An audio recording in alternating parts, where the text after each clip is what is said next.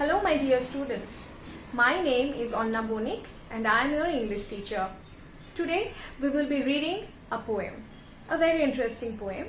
But before moving on to the poem, let's have a look at the picture so that you get a hint of what's the poetry about. Let's have a look. So, what did we see? A tiger, right? Yes, you heard it right. It's a tiger, and we could see that the tiger is behind the bars. It's jailed. It's captivated, isn't it? So here's our topic for the day. A Tiger in the Zoo, poem by LESLIE NORRIS, and it's included in your pre-board syllabus and it's there in your book First Flight. Let's begin. The very name of a tiger, it gives us a feeling of beauty and danger at the same time, isn't it? We feel like something so beautiful in looks, and the eyes of a tiger especially, they are majestic, isn't it? But still, it's so fierce. The very name of a tiger, it makes us shudder with fear, isn't it? Alright, but at the same time, however dangerous a tiger might be, we all know that we are very eager to see a tiger. We go to different parks, different zoos to see tigers and other animals, of course, isn't it? But students, have you ever realized, in order to enjoy this beauty, in order to enjoy the wildlife or the flora, the fauna of the world, it's very important that these things stay alive. It's very important that a tiger or the species of the tiger do not go endangered. We should preserve them. We should protect them. They are a part of this world. We are not the only owners, isn't it? We share this planet with many other organisms. Alright. Now, let's move to our poetry. A Tiger in the Zoo. A Tiger in the Zoo by LESLIE NORRIS. LESLIE NORRIS, he is a poet, he is a short story writer, and he has even taught in many educational institutions as well. He belongs to South Wales, which is a part of United Kingdom. He was born on May 21st, 1921. That's all about our poet. Now, as the name suggests, a tiger in the zoo, we understand that it's going to be about a tiger and the tiger is in a zoo. Now, is the zoo the original habitat of a tiger? Is it the home of a tiger? No, right? In the zoo, the tigers are captivated. In the zoo, the tigers are imprisoned. It's not their home. It will be easier for you to understand the condition of a tiger in the zoo by the current situation in our lives. What's that? We all know that we all are locked down in our respective homes. Obviously, why? Because the world is going through a pandemic of coronavirus, or the disease called COVID-19. That's why we all have to stay at our respective homes. Don't you feel like going out? Don't you feel like meeting your friends, your teachers, having the tiffin together again, doing classes together, or just going in the market to buy stuffs? But we can't. We have some limitations because we are locked down. But we have a hope in our minds that someday this quarantine period is going to be over and our life, our freedom will come back. Isn't it? We are longing for the freedom. But is the case the same with a tiger in the zoo? A tiger in the zoo is also locked down and he is quarantined, and he doesn't know when this lockdown is going to get over. Isn't it?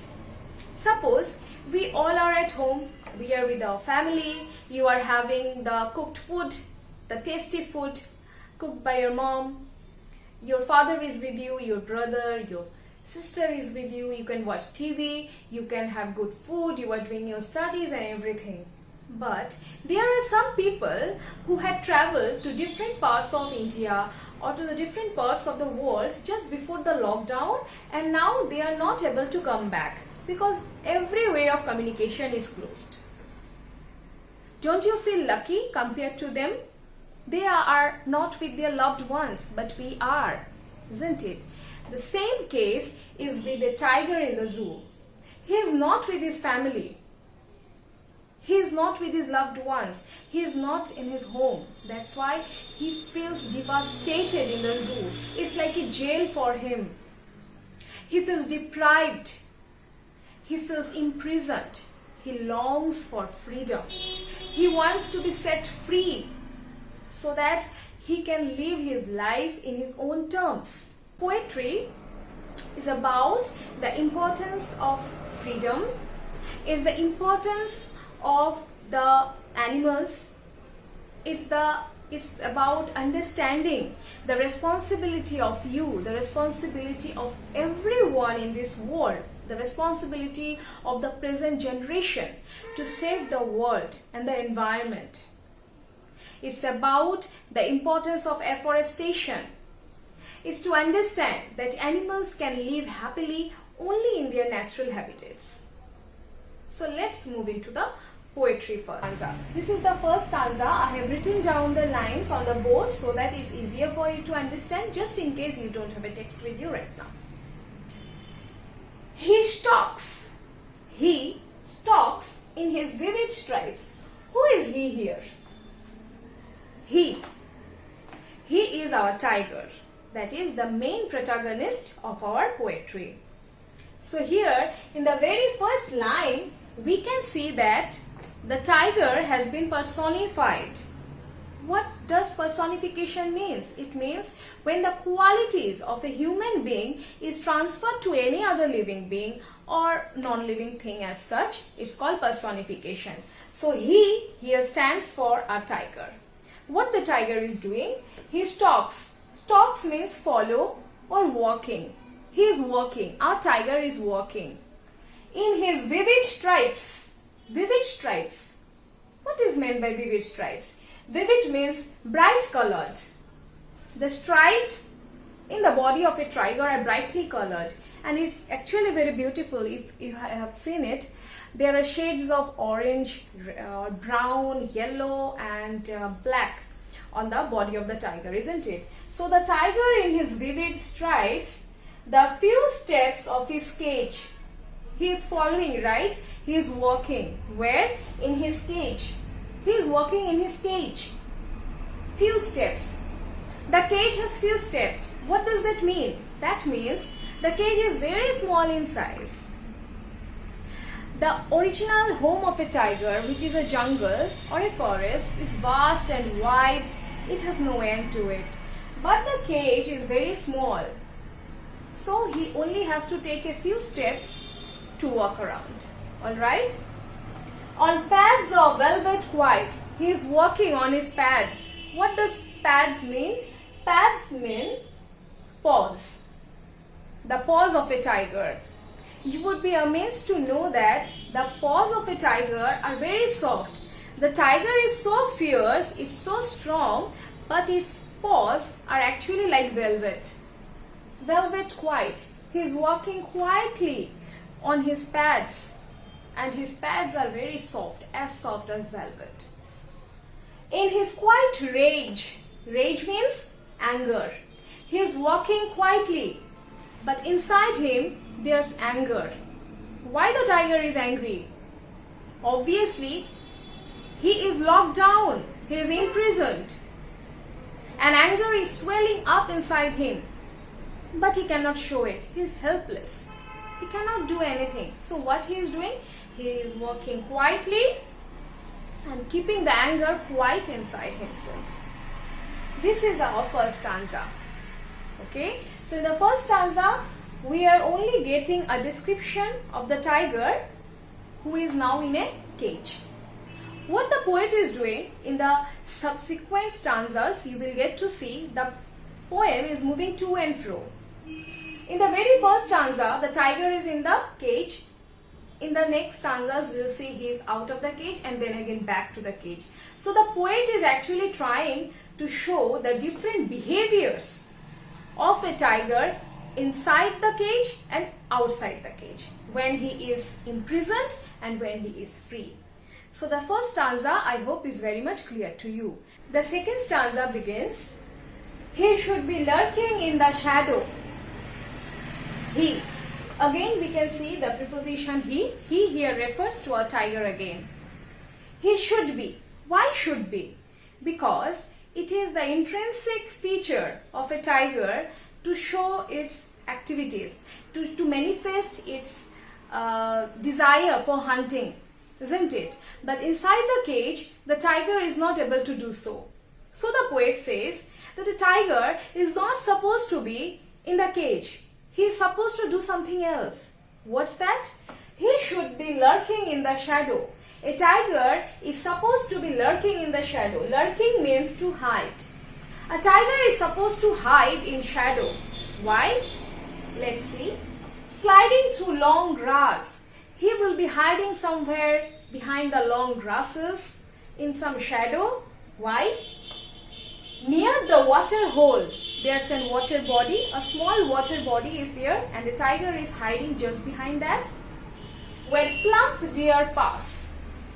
A deer is supposed to pass through that way. So the tiger is hiding itself, and whenever it will get the chance, it will attack the deer.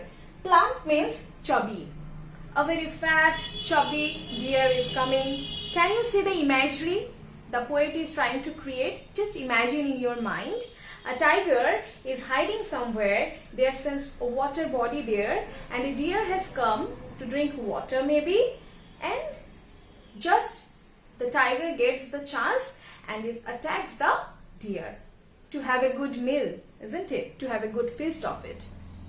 These are the things that a tiger is supposed to do, but he's actually not doing all these things. Why? Because he's in the cage. And what's he doing? He is only walking quietly with a quiet anger inside him. So the second stanza, I hope it's clear to you. Let's move on to the third stanza. The third stanza, my students, he should be snarling around houses. Again the preposition he. So till now we could find that in every stanza the personification device has been used for the tiger. The tiger has been personified as a human being throughout the poem. He should be snarling around houses. Snarling means warning sounds. The growling, the soft growling sound of a tiger is described as snarling around the houses. Whose houses? Houses of human beings. In the last stanza we saw that the poet says a tiger is supposed to be hunting a deer. In the third stanza the poet is trying to say that a tiger is supposed to terrorize human beings as well. Often we get news or we read news that a tiger has come to a human habitat, somewhere near the human habitat, or a tiger has been seen on the roads. How did it come on the roads? It is supposed to be in the forest. Then how could he come to the city or to the village as such? Because, my dear students, we the human beings, we are destroying the natural habitats of animals. We are destroying, we are burning, we are devastating forests. As a result of which, many animals are going endangered. Many animals are losing their natural habitats. Now what they are left to do? They come out of the jungles, they come out on the roads, and then we are again terrified.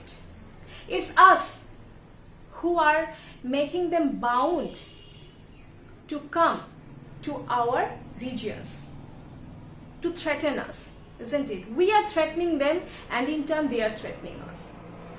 So what a tiger is supposed to do? He should be snarling around houses. He has come up to a village, it seems, and he is hiding somewhere. He is making some sounds. At the jungle's edge. Where are the houses? The houses are at the jungle's edge. He has come up to the edge of a jungle somehow.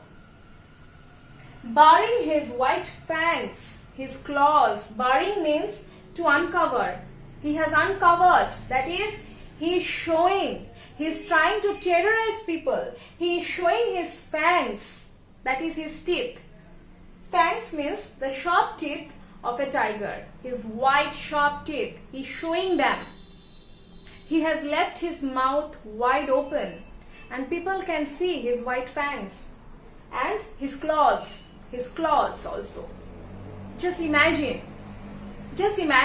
you are standing in the balcony of your house and suddenly on the road below you find a tiger who is growling, who is snarling and who is showing his white teeth.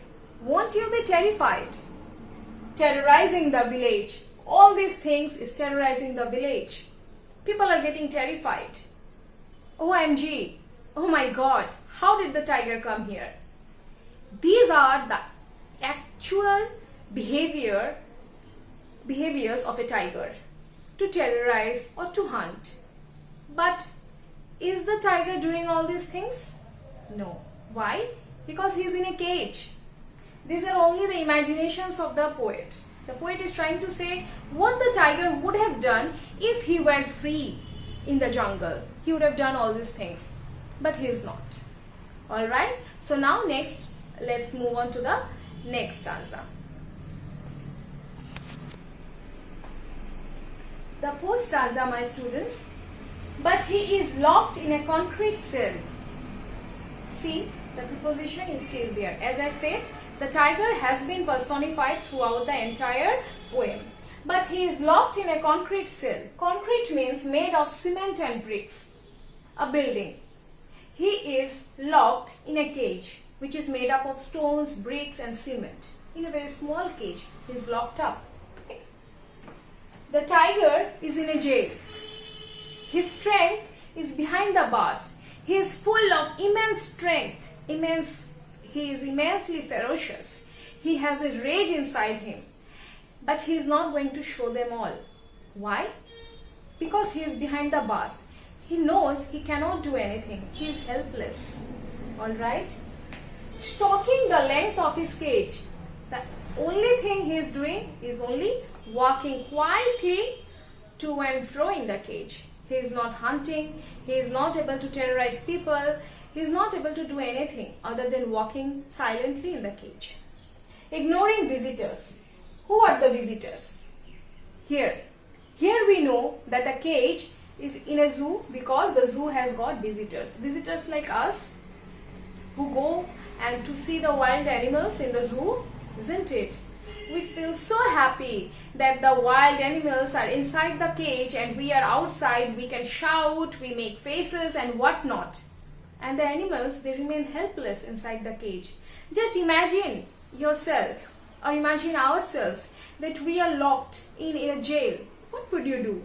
Would you like that sort of a life? Definitely not. But the tiger has been made bound by the human beings to be caged, to be arrested, it seems.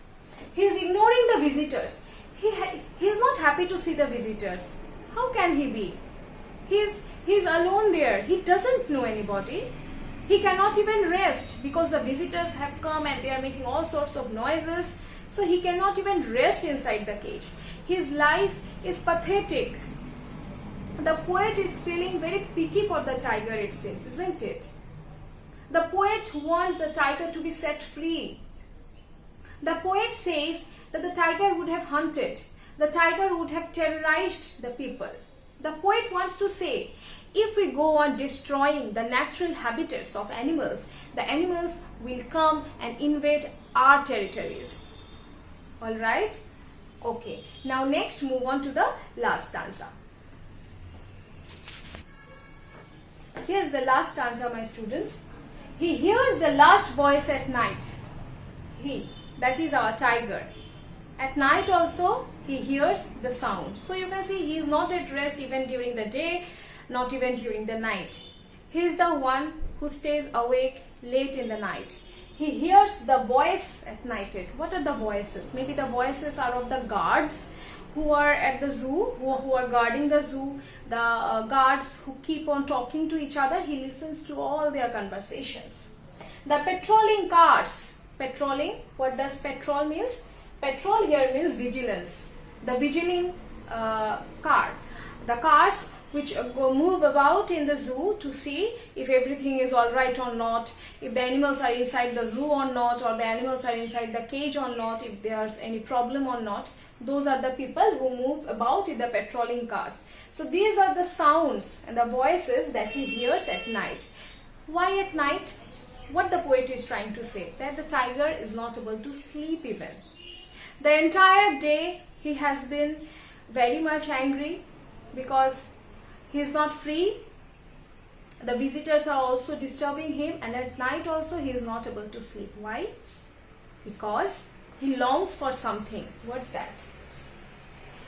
And stares with his brilliant eyes. He keeps on staring. He keeps on gazing with his brilliant eyes. You must have seen the eyes of a tiger. If not in real, but at least in the different TV channels or in pictures, you must have seen tigers. They have beautiful eyes. Okay? And with those eyes, he's staring. He's staring what? The brilliant stars. He is staring at the brilliant stars. You see, the word brilliant has been used twice here. Brilliant has been used as an adjective with stars as well as his eyes. So the eyes of a tiger are as beautiful, as brilliant, as fiery, as majestic like the stars. The stars are twinkling all night. His eyes are also twinkling. Twinkling with what? Twinkling with hope. Twinkling with a wish. And what's his wish? He wants to be free. He hopes that one day he will be free. He looks up at the stars and he feels that one day he will be free like the stars to shine.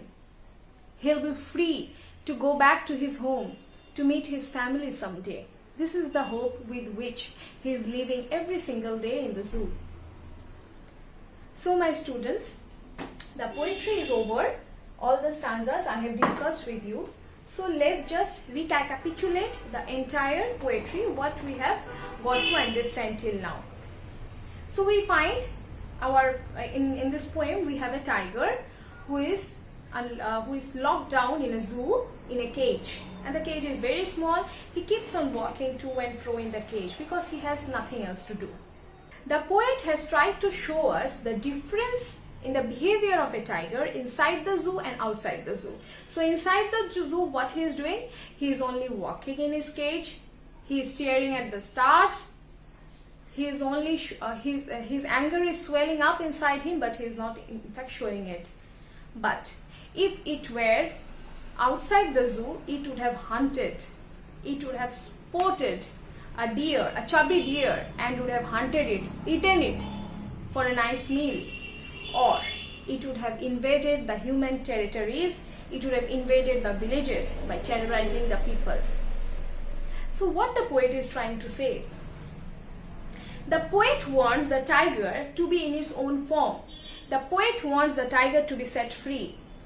This poem has a message for the human being, I should say, that we should not be invading the natural habitats of tigers. Tigers have their homes. They are supposed to be there. See my students, there are national parks and sanctuaries also which actually protect the animals. Suppose a tiger or a deer is roaming here and there on the road, someone might hunt the animal. So in order to protect the animals, the sanctuaries and national parks have been made. And the sanctuaries and national parks are made of large areas of forest, so the animals do not feel caged. But in a zoo, they are put in a cage. So a zoo is not as good as national parks or sanctuaries. Alright? See my students, this world, its flora, fauna, the animals, the birds, the nature, the human beings, we all move in a circle. We all are dependent on each other. We share this planet with all these other living organisms or non-living organisms as well. We do not own this planet. We share this planet. we have to understand human beings are the most powerful, I should say the most powerful species in the entire world. So it's our responsibility to live and let live. It's our responsibility to see that the animals do not die, that the animals do not get endangered just because of us. This is what the poet is trying to say, that animals should be set free. Alright, so here are different things that has been discussed in the poems. For example, the importance of freedom. Why is freedom so important? Who else would understand the importance of freedom better than us who are now locked down? Every day we hope, dear Lord, may Corona get over and we will be back again in the fields, in the markets. Isn't it? We pray every day. The animals who are caged in the zoo also pray the same. They want to be free. Okay, so this is the importance of freedom. Everyone has the right to freedom. We should not take it away or snatch it away from anyone. The poem is also about afforestation. In the third stanza, the poet talks about that the tiger has come up to a village. Why? Because his forest has been destroyed by human beings. Where would he go? If we invade their territories, they will invade our territories as well. Okay, my dear students, these are the two things. And then the different literary devices, as I have already told, personification has been used throughout the poem. Let's have a look at the literary devices. So students, the first literary device that I have talked about is personification.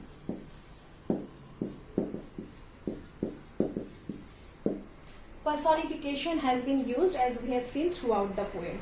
The tiger has been referred to as he.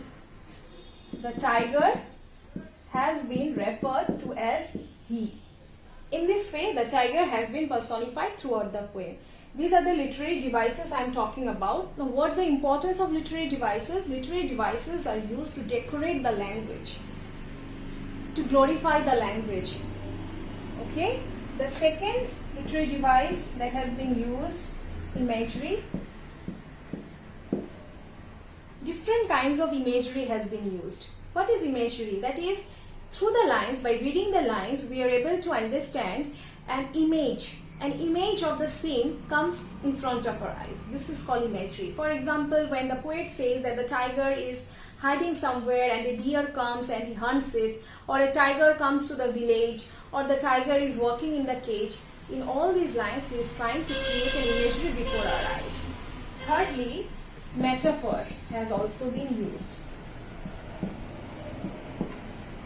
Metaphor means identifying something with something else. For example, the pads, isn't it? The paws, I should say, the paws of the tiger has been compared to the pads of velvet. In the very first stanza, you remember, the paws of the tiger has been compared to the pads of velvet. These are few of the literary devices that has been used in the poem. Now let's move on to some questions. So students, let's see some questions. There are some possible questions that may come from this poetry. See, the first question says, he stalks in his vivid stripes. How does the tiger look in his cage? He stalks. A question may come, who is he? So here we would say that he is referred to the tiger. Then the name of the poet is also very important, my dear students. George Leslie Norris. So he stalks in his vivid stripes. How does the tiger look in his cage? The tiger has sharp, clear stripes on his body. He looks majestic as he moves slowly on his velvety pads. He makes no noise as he moves. He has brilliant shining eyes. So this is basically a question from the first stanza. Okay. Second, see, the question may come, on velvet quiet, what does the tiger do in his cage? So in that case, we will say that the tiger keeps on moving in the cage, and at night he is staring at the stars. Another question may come from the third stanza. the second stanza, he would be lurking in the shadows. Again, a question may be asked here, who is he? Here we would say he is the tiger. And we would say that the tiger would be lurking at the shadows of tree. He would be sitting by some water hole, and whenever a deer comes, he will be hunting it. Okay. Another question will come from the third stanza, where the tiger has been seen by invading the human inhabitants. The question could be, he would be snarling around houses at the jungle's edge. What would the tiger be doing if he were at the edge of the jungle? So here we will say that the tiger would be coming to the human locations and terrorize the villagers. Next question, that why the tiger is ignoring the visitors. The tiger is ignoring the visitors because these human beings have only they have made him captive, isn't it? He has been imprisoned by the human beings, and according to the tiger, the human beings have no feelings, so therefore he is not even interested to take any notice of the visitors. A question may come that why the tiger looks at the stars. Here we would say that the tiger is looking at the brilliant stars with his brilliant eyes in a hope that someday he will be free. Okay, my dear students, these are the few questions that may come. The short question, 2 marks, 3 marks, and let's look at some long answer questions. The first question could be the summary and the central idea. Obviously, in the summary, you have to write in details whatever you have understood about the poem, the lines. You have to read the lines and you have to write it down in the summary. Central idea would mean reading between the lines. You have to understand the space between the lines, what the poet is trying to say, why the poet is trying to say this, what's the message he is trying to give. All these things will come in the central idea. So basically, summary and central idea are two different things. Importance of freedom, you have to talk about that freedom is very important for not only for human beings but also for the animals.